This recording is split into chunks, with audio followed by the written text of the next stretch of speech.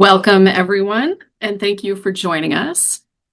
Today's webinar is going to be presented by a new group that I'm very happy to introduce, the Literacy Collaborative, which is a network of wonderful and dedicated educators who've come together to support their fellow educators through shared learning, collaboration, and a deep commitment to evidence-based literacy instruction.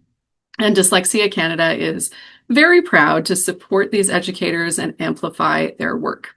And I'm very happy to introduce our first two presenters today, Kathy Rice and Danielle Neer. Take it away. Thank you so much. We're so grateful for your time and energy in joining us today. I'd like to start by acknowledging that our work takes place on the traditional, ancestral, and unceded lands of Indigenous peoples across what is now called British Columbia. We recognize these lands are home to many distinct First Nations, each with their own languages and cultures. Welcome. I'm Danielle Neer, and I'll give an introduction in a minute. I'll first just speak about what we're going to do today. So we're going to build a shared understanding of oral language connected to evidence-informed instruction, spend time learning together, and we'll wrap up with a survey for a chance to win a prize. Everybody loves that.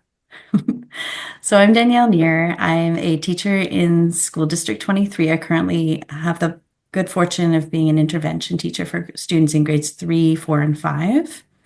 I have been on the LADA executive for many, many years and have moved into a slightly different coalition of lots of different networks around the province. And that my colleague on the call as well, Angelo Graffos, and I are co-founders of the BC Literacy Coalition. And I'll turn it over to my colleague, Kathy.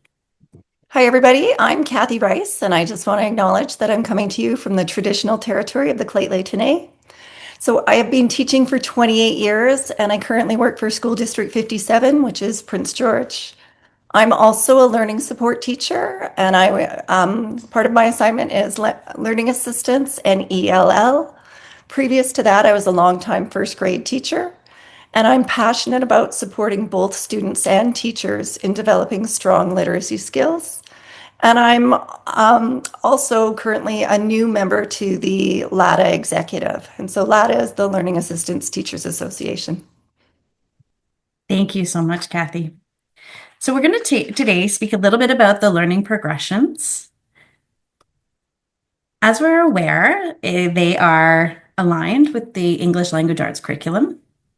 They are speaking about grade-specific descriptors for end-of-year proficiency in foundational skills.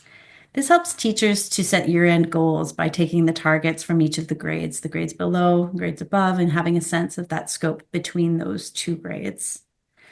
It allows a shared language amongst colleagues in a building or across a district or across the province to set levels of support within schools and within the spaces that we work in. And it was developed by teachers, BC teachers. So building off the work that started in 2020 on the learning progressions, the foundational skills document is the work of BC teachers.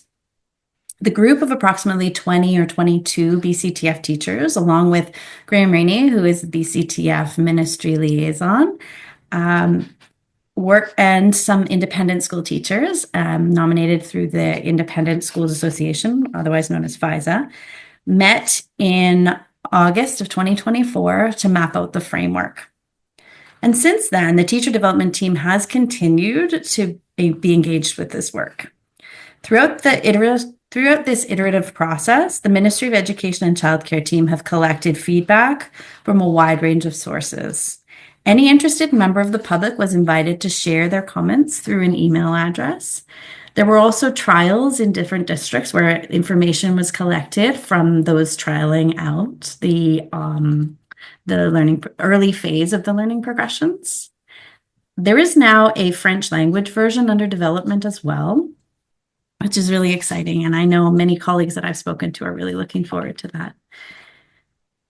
While we've pulled out oral language for our discussion today, the skills are all woven together.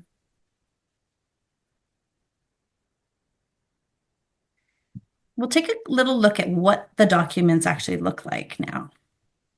So what you'll see is you'll see the skill at the top. In this case today, we're talking about oral language. Underneath the skill, you'll see a descriptor. A lot of this language has been carefully crafted by many of the people who are on the development team and feedback from other people. You'll see a sub-skill. So in this case, we're going to talk about vocabulary, sentence composition or syntax, and storytelling. You'll see the grade-based description, and those are in columns from top to bottom, and they move from kindergarten across to grade 4. And interestingly enough, you'll see definitions. This really just does help to have shared language and shared understanding. In some cases, the definitions have further elaborations that are clickable, and they take you to other sources of information. Okay, everybody, this next section is designed to get us on the same page with the K-4 learning progressions. So we'll spend a few minutes clarifying key language concepts so we have a shared understanding. Just as trying to advance my screen here. There we go. Research from Shanahan and the National Early Literacy Panel shows oral language is a strong predictor of later reading comprehension. Oral language develops before print and includes vocabulary, grammar, and even sentence structure. So that idea is captured well with the next slide, if I can advance it. Okay, James Brighton talks about how reading and writing float on a sea of talk. Reading and writing don't develop in isolation. They build on strong oral language. If the sea of talk is shallow or uneven, literacy development is affected. These learning progressions help us ensure students are developing a strong foundation.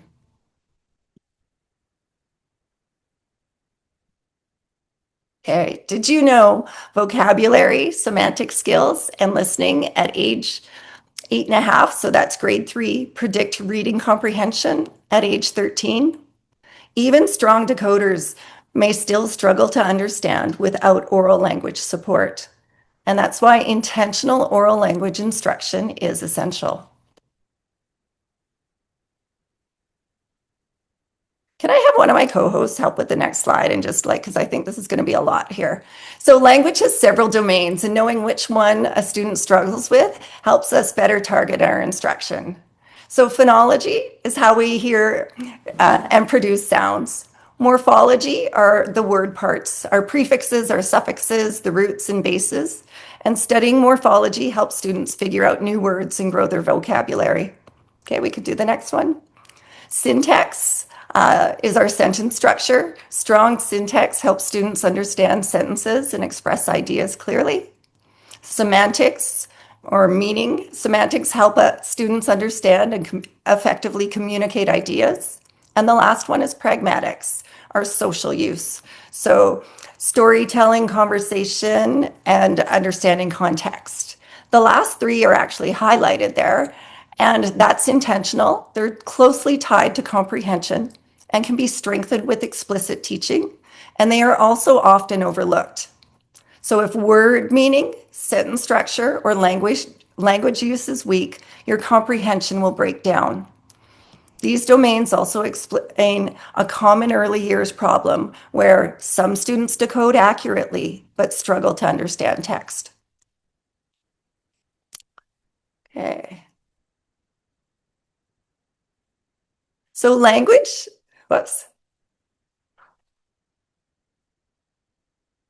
sorry about that. Language and reading support each other in a continuous cycle. Reading exposes students to rich academic language. Language fuels reading, and reading fuels language development. Exposure to rich language improves communication and also improves reading and writing. So before I talk about this slide, let's go back one there.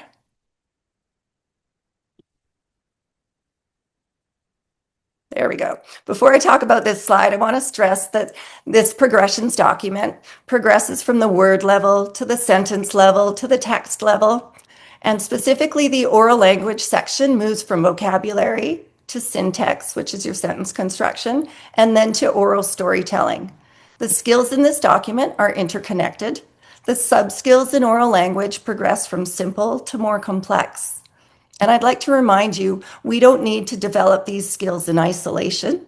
Multiple skills can be worked on at the same time. So oral language can and should be incorporated with comprehension and writing, any of the progressions really.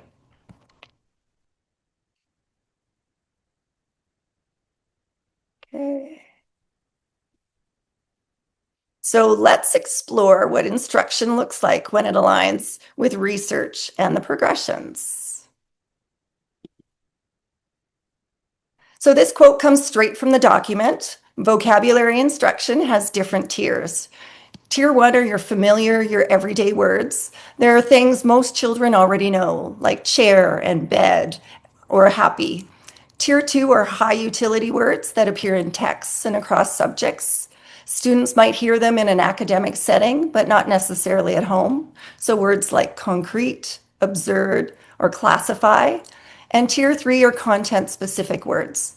They're tied to particular topics or subject areas. So Tier 3 science vocabulary might include words like habitat or evaporation. Tier 3 math terms might include words like product or quotient. Students learn words both independently and through explicit instruction. And vocabulary instruction can and should be utilized across subject areas. Okay. Some words are picked up naturally, and that's your implicit. Some words need explicit teaching, and our job is to be intentional about when and how we use each. So there are 4 ways to approach vocabulary instruction. The first one is word consciousness, and that's getting students curious about words. We want them to notice words, to play with them, to wonder about their meaning. The second one are independent strategies.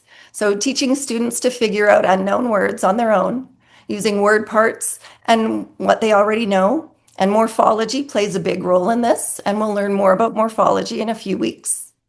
The third one is incidental on purpose instruction, and that means creating a rich language environment in your classroom. The fourth one is intentional on purpose instruction, and that is where we select keywords and teach them explicitly with a clear routine. So today we're going to focus on the last 2. I'll briefly touch upon incidental on purpose instruction, and Danielle is going to go a little bit deeper with intentional on purpose instruction.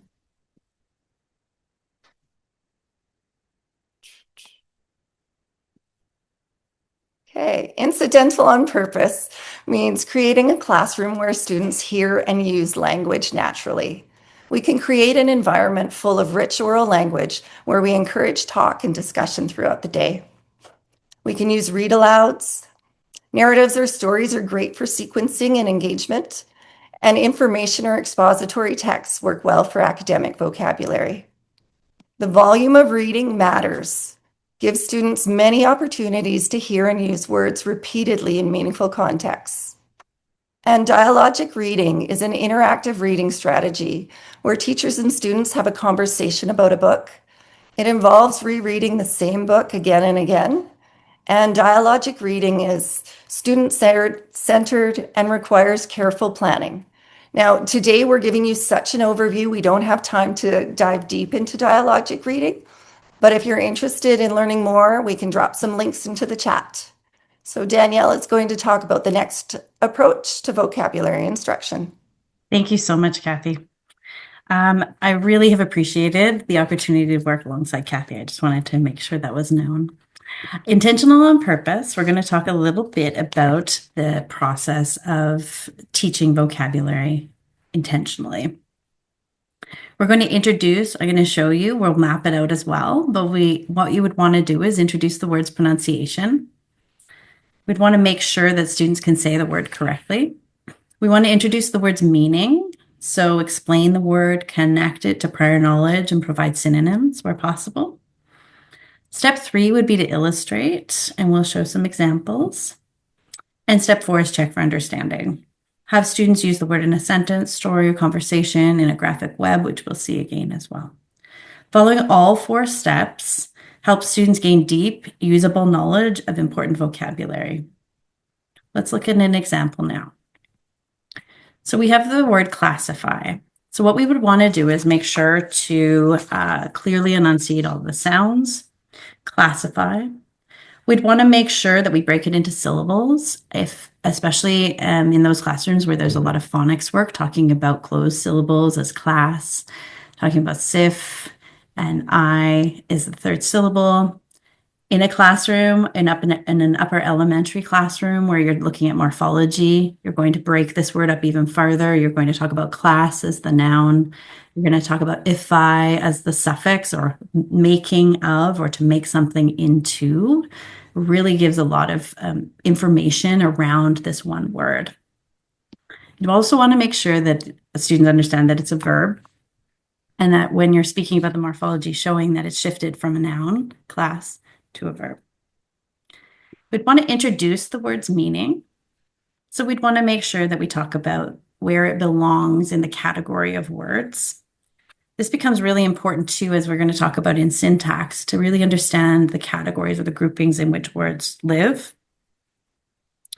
We can also talk about how we can classify things. We can classify shapes. We can classify by color. It allows for further understanding of this word and how it might be used. We'll also talk about other words that can mean the same thing: categorize, group, sort, order, using some examples again in students' everyday life. It helps them to remember, and it helps them to have lots of practice to use it. We can illustrate. The 3rd step is to illustrate with examples. So in this case, we've used some photographs or some images. We can show students how the word works in context. For classify, we could classify these images under the category of transportation. We could classify by transportation on land. So that would be the car, the bus, the bike. We can categorize transportation in the air. We have a helicopter and an airplane. And we can classify by modes of moving or transportation on water. We have a boat and a kayak. We can also give non-examples. This helps with concept attainment. In this case, a dog or a tree doesn't belong in those categories. Using clear examples and non-examples helps students understand and to apply the word correctly. The 4th step is we'd want to make sure to check for understanding. So there are lots of different ways that this could be done. You could have the students and give lots of opportunities to say the word in a sentence. You could have the students sort pictures or words, as we showed in the last slide. You could play a quick oral game, for example, give a set of items and ask students to classify which categories different items would go into. Students could also draw their groups. They could use webbing maps, such as the 2 offered here on the slide. Using examples from students' everyday experiences helps them to see the word and to connect it to their lives. Some words need the full explicit routine, as I've just described, where you would speak about the pronunciation, you would speak about the definition, and you'd practice with lots of examples. But some words can be fast mapped. So in this case, what we've done is we've taken some text out of the book, maybe something beautiful. We've highlighted one particular word that's really important for the meaning of the word, of the story, rather. So the meaning of the text really does rely on this idea of scurried. And so what we see, the word is highlighted, scurried is highlighted. It means to move quickly, is what one would explain when you're reading aloud the story. But then we'd continue on reading the text so that it doesn't interrupt the flow of the story, but it gives enough information for the rest of the story to hang on. When I was teaching grade 2 most recently, I would write these words out and have them on a board. And that just made another visual cue to remember and to build more robust vocabulary. Then when students are writing, they can look at that word board and they can use that in their own writing. So the big question is which words to teach. And, the teacher development team for the learning progressions really struggled with how much detail should be added into this vocabulary row, because we don't want to be so prescriptive that there are some words that we get stuck on. So we're going to talk a little bit about ways to think about choosing those words, and that not every word is going to need the same level of instruction as we just talked about. And later in our breakout room, we're going to give that a try. So again, as Kathy mentioned earlier, we're really starting to think about tier 1, tier 2, and tier 3 words. Tier 1 are your basic vocabulary. They're words that frequently occur in our spoken language, words like help, hi, he, baby. Tier 2 words are the high utility words that are found in written language, not often in spoken language, and they're useful across contexts. And tier 3 words are often content-specific words that are connected to a content area. If you're in an upper elementary class and you're starting to teach morphology, and there will be later a discussion about the learning progressions and morphology, but you'll notice a lot of tier 2 and tier 3 words will come from Latin or Greek. So they're really specific to the context or whatever you're teaching, but they give so much information to students about problem solving and breaking down words into meaningful parts. So for example, the words transportation that we used earlier with the classify example, while trans is across and port is to carry, so you can do so much rich information about that. So we're thinking about those different tiers of words. So essentially, we're asking ourselves the questions: is the word essential or important for understanding, as it was the case of scurried in our story? Is the word unfamiliar but learnable? We can connect it to other areas of learning, other areas of knowledge. Is it connected to known words? Maybe if you're studying morphology, other words that share the same base, or they share the same prefix or suffix.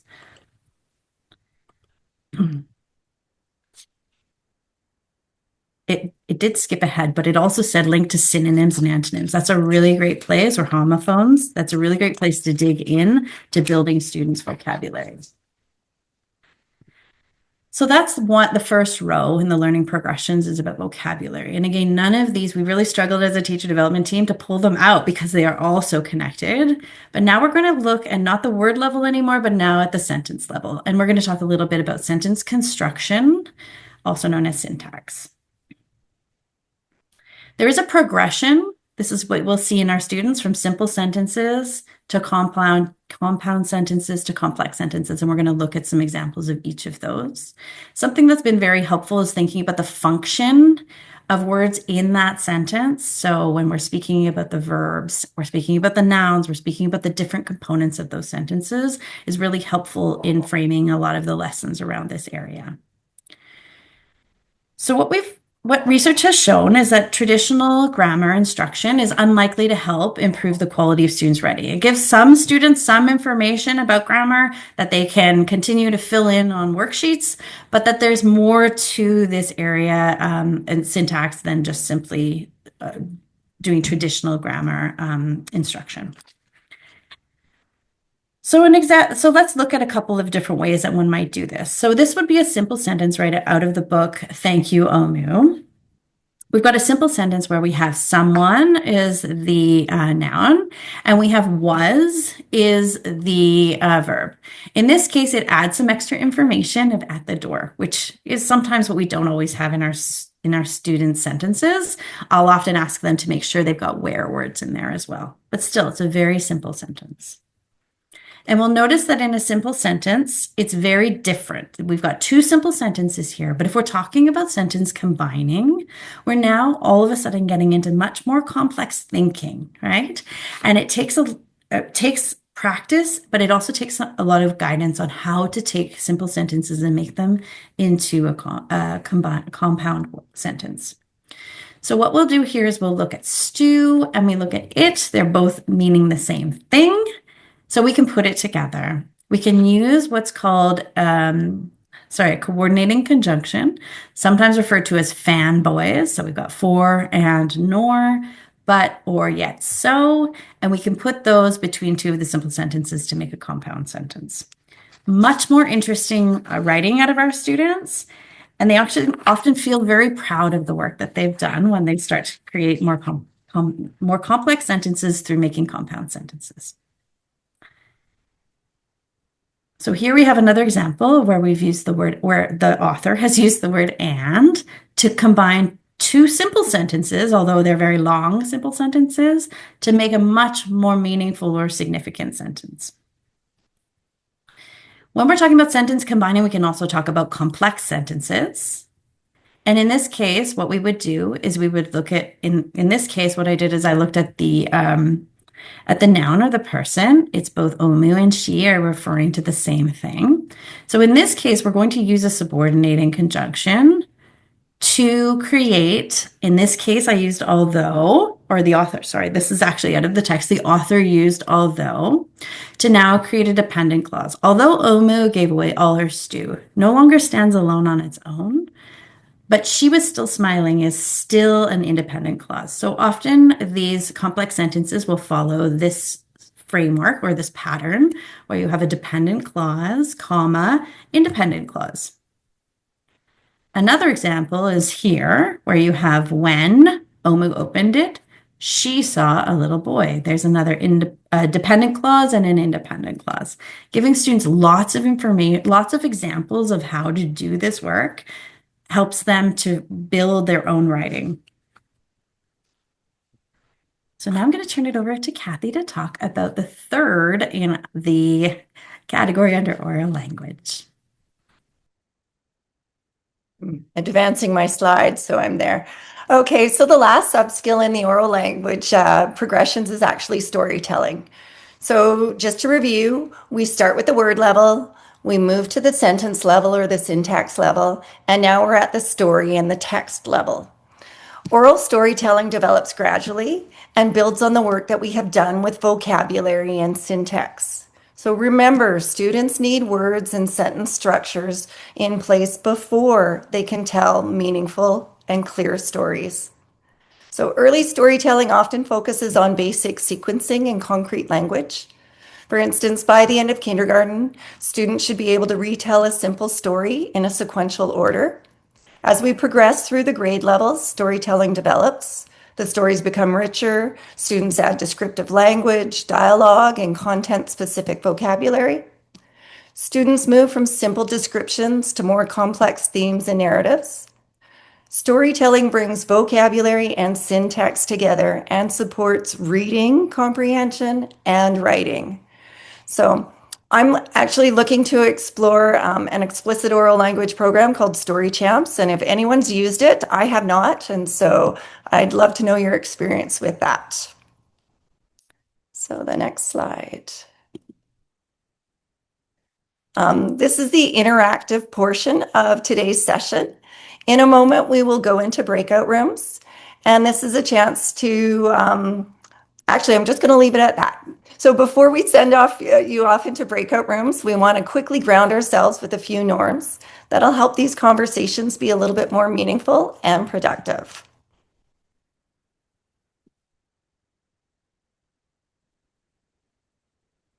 Okay, so we invite you to listen to understand, knowing that we bring different experiences and perspectives.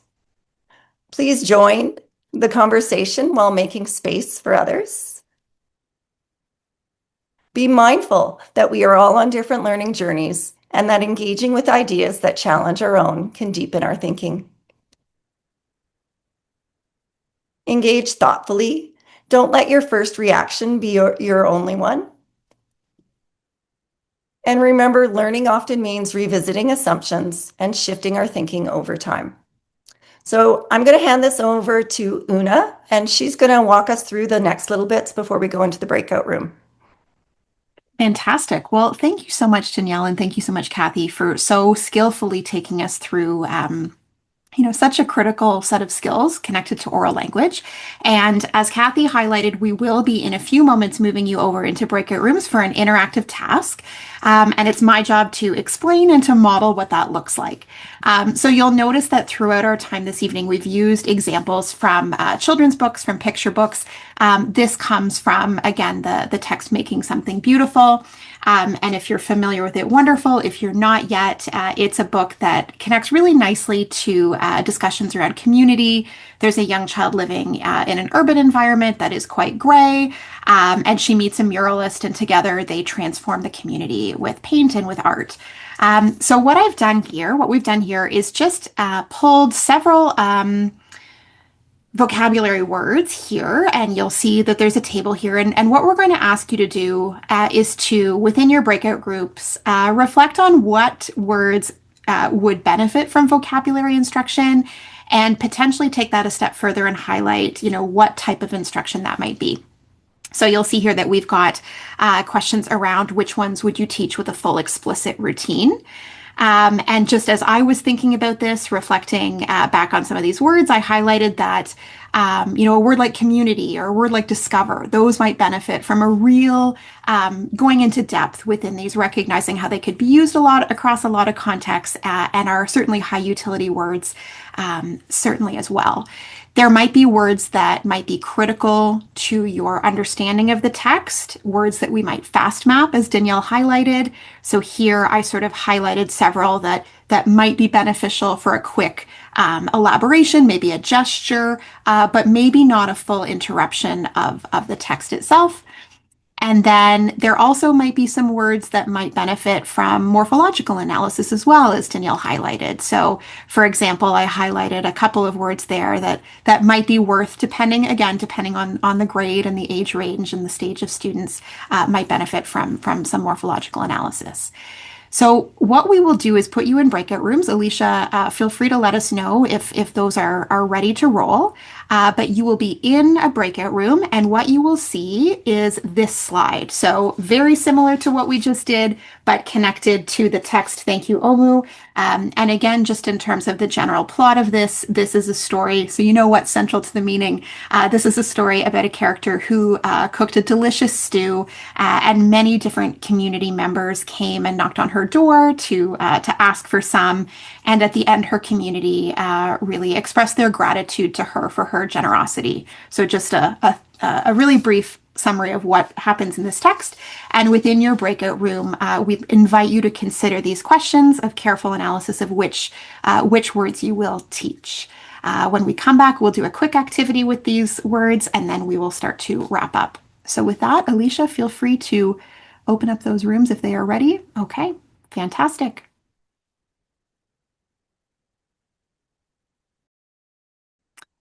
I popped into some rooms. It was great to hear some discussion, some really wonderful conversation around what words might be priorities to teach, and then certainly how would we might approach them in different ways, particularly some of those words that might be semantically related, might have similar meanings.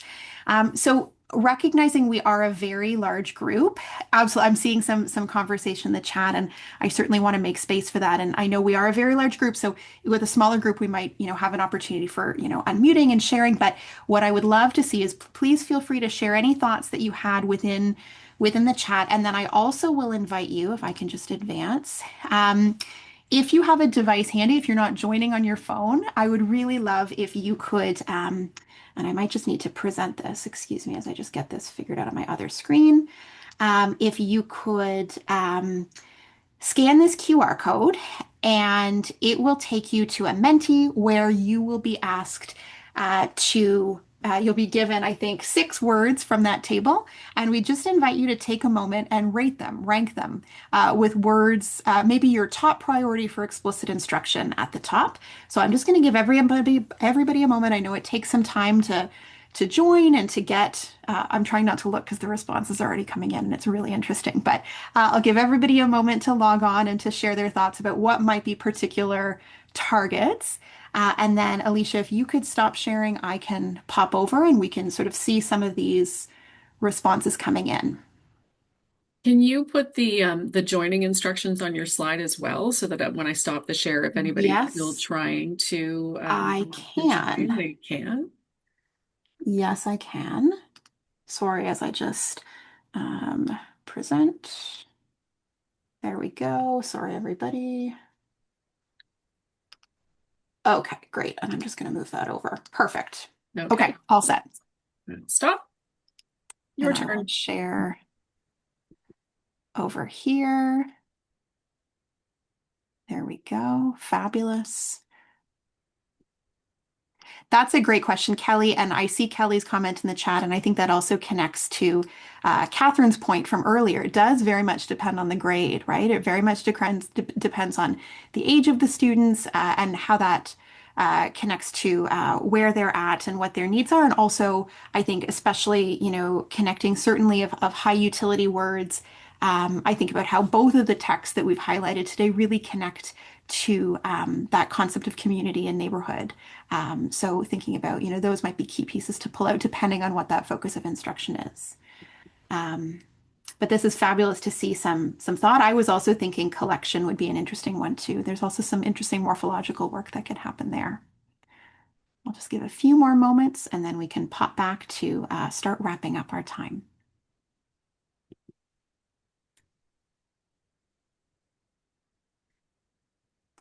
Fantastic. Okay, Alicia, I will pass it back to you.